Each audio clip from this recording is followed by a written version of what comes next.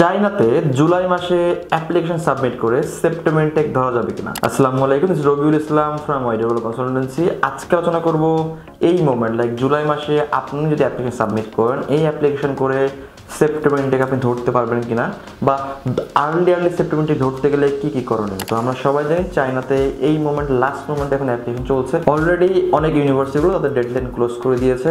এখনও কিছু কিছু ইউনিভার্সিটি আছে যেখানে আপনি চাইলে ফুল স্কলারশিপে অ্যাডমিশন নিতে পারবেন। এখন অনেকের প্রশ্ন আসতে পারে, এটা তো জুলাই মাস, ম্যাক্সিমাম ইউনিভার্সিটি তো জুনের 30 তারিখে ডেডলাইন চলে গেছে, এখন সুযোগ আছে কিনা। দেখেন, ব্যাপারটা একটু অন্যরকম। ব্যাপারটা হলো যে একটা ইউনিভার্সিটির ডেডলাইন হয়তো বা জুনের 30 তারিখ পর্যন্ত আছে, এবং সেই 30 তারিখের মধ্যে হয়তো 5টা সাবজেক্ট তারা অফার করছে ব্যাচেলারের জন্য, এবং সেই ব্যাচেলারের 5 সাবজেক্টের মধ্যে হয়তো বা কোনো রকম সাবজেক্টে 4টা 5টা বা 10টা করে সিট ফাঁকা আছে। তো তখন ভার্সিটি কিন্তু সিট ফাঁকা রেখে কিন্তু তারা কিন্তু অ্যাডমিশন রান করবে না। নর্মালি আপনি ওয়েবসাইটে দেখবেন যে ডেডলাইন ক্লোজ, বাট যেহেতু কিছু কিছু সাবজেক্টের সিট ফাঁকা আছে, অনেকেই আছে যে দেখবেন অ্যাডমিশন পাওয়ার পর ওটা অ্যাকসেপ্ট করে না, অন্য ভার্সিটি অ্যাকসেপ্ট করে। তো যেহেতু সিট ফাঁকা থাকে, সেহেতু তারা কিন্তু কী করে, তাদের ওই ভার্সিটিগুলোর যারা এজেন্ট, যারা অথরাইজ এজেন্ট ওই ভার্সিটির সাথে তাদের সম্পর্ক আছে এবং অ্যাডমিশন পোর্টালের মাধ্যমে অ্যাডমিশন করে, তাদের কিন্তু তারা নক করে বলে যে এই সাবজেক্টে এই 3টা সিট ফাঁকা আছে, 2টা মেয়ে দরকার, একটা ছেলে দরকার, বা এইভাবে তারা কিন্তু আমাদের নক করে জানায়। তখন আমরা কিন্তু খুব সহজে কিন্তু ওই ভালো টপ র্যাঙ্ক ভার্সিটিতে এবং ফুল স্কলারশিপও কিন্তু আমরা অ্যাপ্লাই করাতে পারি। ইভেন যদি বলে আরও যে ওয়েগুলো আছে, যে জানতে কিছু যে ভার্সিটি আছে তারা জানে যে নর্মালি সবগুলো ভার্সিটি ম্যাক্সিমাম ইউনিভার্সিটিগুলো ডেডলাইন 30শে জুন। তো এই সময়ের মধ্যে যদি আমি মার্কেটে 30 জন রাখি আমারটা, হয়তো বা আমি আমার যে সিট অনেক বেশি, এত সিট আমি কিন্তু হয়তো ফিল আপ করতে পারবো না। তো তারা কিন্তু কী করে, তারা কিন্তু জুলাই 15 একটা ডেডলাইন রাখে, অথবা তারা জুলাই 30 তারিখ কিন্তু একটা ডেডলাইন রাখে। অনেক ভার্সিটি আছে যারা কিন্তু জুলাই 15-30 তারিখ কিন্তু অ্যাডমিশন ক্লোজ করবে, এবং তারা কিন্তু টপ র্যাঙ্ক ইউনিভার্সিটি কিন্তু ভালো ভালো স্কলারশিপ প্রোভাইড করে, এবং সেই কলেজ কন্ডিশনগুলো কিন্তু অনেক ভালো। তো যদি আপনি এই মোমেন্টে যদি দাঁড়ায় যে চিন্তা করেন যে সুযোগ আছে কিনা, আমি বলবো হ্যাঁ, এখনো সুযোগ আছে। অপশন কেমন, বাট বলবো অপশনটা কম।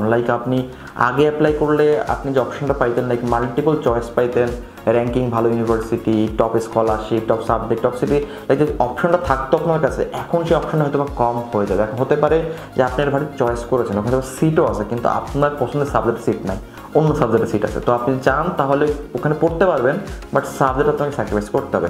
হতে পারে সাবজেক্ট পেয়েছেন, বাট সিটটা একটু আপনার পছন্দের বাইরের সিটি, ওটা আলাদা সিটি, একটু শহর থেকে বাইরে। হতে পারে সেখানে ফুল স্কলারশিপ নাই, হতে পারে সেখানে ফুল স্কলারশিপ আছে।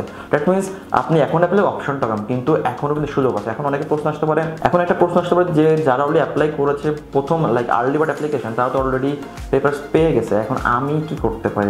এখন আমি অ্যাপ্লাই করলে আমার তো লেট হয়ে যাবে, আমি তো লেট করে যাবো, ইনটেক মিস হবে। বাট এমন না, চায়না যখন আপনাকে অ্যাডমিশন দিবে, আপনি ডে অনে আপনি শুরু করেন অথবা ডে লাস্ট ডে শুরু করেন না কেন, তখন কিন্তু সবার কথা চিন্তা করে তারা কিন্তু একটা রেজিস্ট্রেশন ডেডলাইন দেয়। সেটা হতে পারে সেপ্টেম্বর 1st উইক, হতে পারে সেপ্টেম্বর 2nd উইক। এই ডেডলাইনটা কিন্তু শুধু একজনের জন্য, এটা কিন্তু সবার জন্য ফিক্স থাকে। তো যারা লাস্ট মোমেন্ট অ্যাপ্লাই করবে, বা যারা একদম লাস্টের দিকে অ্যাপ্লাই করবে, বা ডেডলাইনের পরে যদি তাকে অ্যাপ্লাই করে, তো তার জন্য কিন্তু ডেডলাইন কিন্তু ফিক্স থাকবে। এটা এমন না 2 দিন চেঞ্জ হবে, 3 দিন লেট হবে, এমন না।